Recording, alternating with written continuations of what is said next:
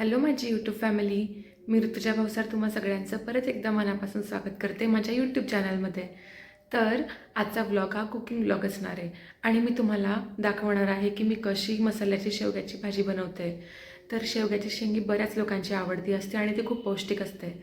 तर मी जी रेसिपी दाखवणार आहे ती माझ्या मम्मीने मला शिकवलेली आहे, जी अस्सल खानदेशी रेसिपी आहे.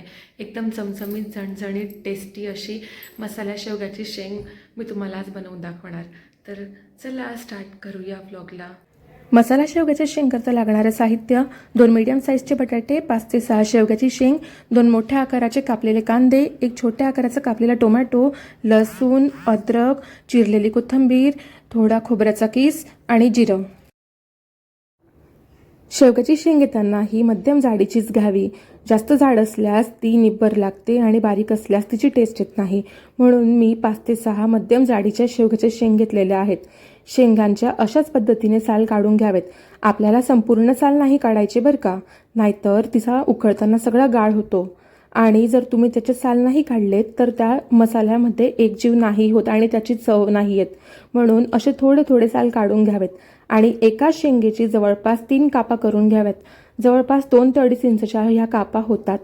तर त्या सगळ्यात आधी मी पाण्यात टाकून दिलेल्या आहेत आणि सोबतच मी 2 मध्यम आकाराचे बटाटे हे कापून घेतलेले आहेत. कारण शेवग्याच्या भाजीमध्ये बटाटे हे खूप टेस्टी लागतात. तर तुम्ही पण नक्की हे ट्राय करा. त्यासाठी सगळ्यात आधी आपण पातेल्यामध्ये 2 ग्लास पाणी टाकून दिलेलं आहे आणि त्यामध्ये मी शेंगा आणि बटाटे टाकून दिलेत. त्यात मी अर्धा चमचा मीठ घालणार आहे. मीठ हे आपल्याला जास्त नाही टाकायचं बरं का, कारण आपण भाजीमध्येही चवीपुरतं थोडंसं मीठ टाकणार आहोत, नाहीतर भाजी व्हायची खारी आणि तुम्ही बोलणार की ऋतुजाने काय सांगितलं हे. शेंगा या 70 ते 80% उकळवायच्या आहेत, 100% शिजवायच्या नाही, नाहीतर सगळं गाळ होणार. म्हणून मी फक्त 1 उकळीच घेणार आहे. साधारणतः 10 मिनिटं ह्या शेंगा उकळून घेऊ. 10 मिनिटांनंतर मी गॅस बंद करून दिलेला आहे. तुम्ही बघू शकतात की शेंगा ह्या 100% नाही उकळलेल्या, नाहीतर त्याचा संपूर्ण गाळ होतो. शेंगा या आपल्याला फक्त 70 ते 80%च उकळून घ्यायच्या आहेत. उकळलेल्या शेंगा आणि बटाटे या मी पाण्यातून काढून घेणार आहे आणि हे पाणी आपल्याला फेकायचं नाही आहे, कारण याच्यामध्ये सगळे गुणधर्म आणि सत्व उतरलेले आहेत. तर तेच पाणी आपल्याला भाजीचा रसा म्हणून यूज करायचं आहे. मसाला बनवण्याकरता मी 2 मोठे कांदे हे करपीचे कापून घेतलेले आहेत. करपीचा कांदा म्हणजे असं लांब आकाराचा कापायचा आणि त्याला हाताने मोकळं करून घ्यायचं आणि तवा गरम झाल्यावर त्याला मस्त गोल्डन ब्राऊन कलर येईपर्यंत भाजून घ्यायचा. तुम्हाला जर वाटलं तर तुम्ही तेलाचे 2-4 थेंब टाकूनही कांदा छान असा गोल्डन ब्राऊन कलर येईपर्यंत भाजू शकतात. कांदा मस्त असा ब्राऊन झालेला आहे. त्यानंतर मी तव्यावर भाजून घेतलेला आहे खोबऱ्याचं कीस आणि आता मी बनवणार आहे मसाला. तर सगळ्यात आधी मिक्सरच्या भांड्यात मी भाजलेला कांदा, भाजलेलं खोबरं ॲड करते आणि त्यामध्ये मी ॲड करते लसूण, अद्रक आणि चिरलेली कोथिंबीर आणि त्यामध्ये मी ॲड करते 1 चमचा जिरं आणि यामध्ये थोडं आपण अर्धा कप पाणी ॲड करून घेऊ. यात मी अर्धा कप पाणी घालते म्हणजे मसाला एकदम एकजीव होणार आणि एकदम बारीक होईपर्यंत छान फिरवून घ्यायचा आहे.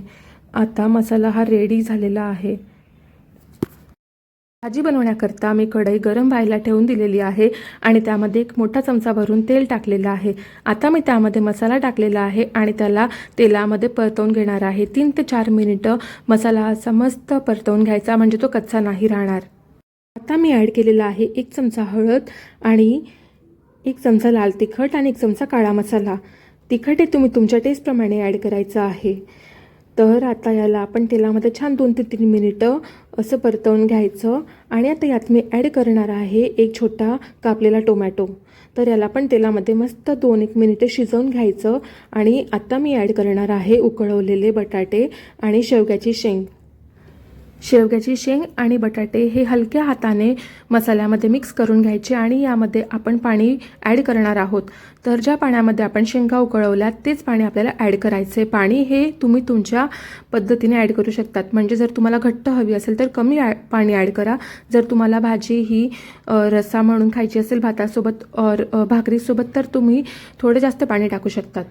आणि आता मी इथे ॲड केलेलं आहे अर्धा चमचा मीठ. मीठ हे तुम्हाला जास्त नाही ॲड करायचं, कारण आपण शेंगा उकळवताना पण मीठ टाकलेलं होतं. सोबत एक छोटा टोमॅटो पण आपण यात टाकलेला आहे.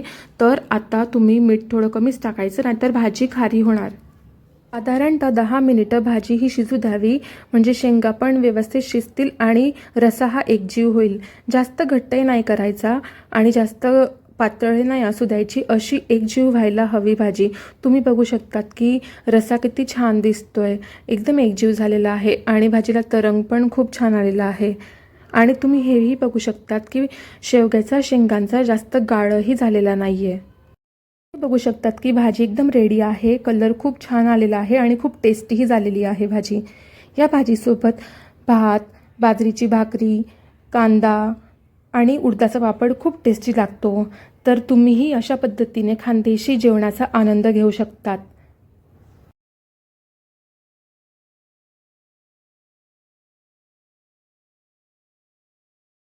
आय होप तुम्हाला आजचा हा व्लॉग आणि रेसिपी नक्की आवडलेली असेल.